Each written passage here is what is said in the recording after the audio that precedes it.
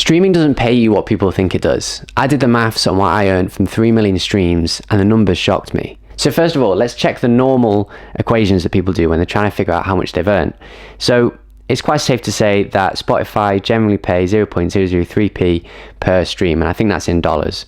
So times that by 1 million is $3,000, and then let's times that by 3 for 3 million, that's 9,000. So 9,000 sounds great, but the issue in the music industry at the moment is that, especially if you release with a record label, there's lots of deductions that come after that. So first of all, I'm on quite a generous split with the record label I've been working with, which is 50%. So let's divide that by 2. So my share would be 4,500. And then each track, I think they invested about £200-300 on marketing, and we've released 7 tracks. So let's take away 300 times 7. So that's 2,400. So that still sounds like a decent amount of money. But what we also have to account for is that this is 3 million streams across platforms, not just on Spotify. And different streaming platforms pay different amounts per track.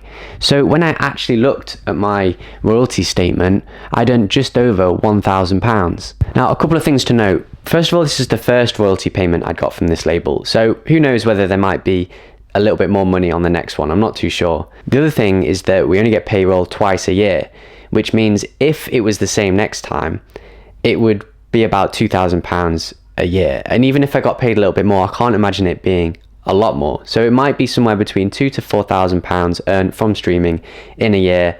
And on Spotify alone, I've earned almost 4 million streams over the last 12 months, but there will be more streams on other platforms. So basically, in the early stage of any music career, we have to reframe how we look at streams, because looking at them for money is not the best approach. It's extremely unreliable at this stage. Like you've seen, there's label deductions, there's different payouts from different streaming services, and there's also, it's well known that there's huge delays between when you gain the streams to when you get paid from them. But I really don't want this to seem as a negative thing, because for me it's actually really positive. It's just the way we look at it. We need to chase streams not for money, but for the opportunities that we get from them. So if we're getting streams, that means we're releasing music. If we release music, then that means we've got content to post online, therefore we can try and build an audience. If you're building an audience online and you're gaining streams at the same time, then eventually that's going to look really, really good for you. And it's all about aiming to get to the position where you can then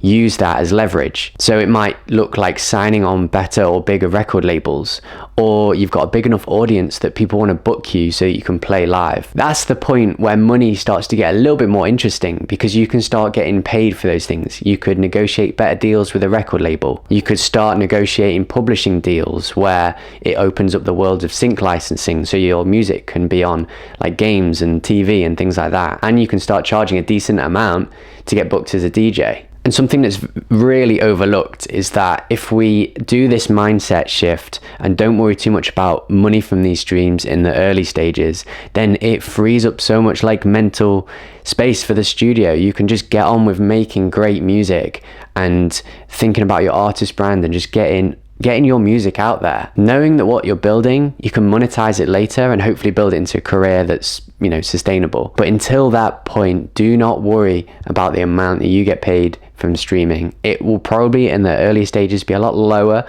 than you think. It was for me, but I see that as a good thing, because the real levers we can pull at the moment are getting in the studio, releasing more music, and building up the artist world so people want to follow you and stick around. These are the kind of things I love helping producers with. I've built a private community over on Discord where electronic music producers are posting songs, getting feedback, talking about the industry.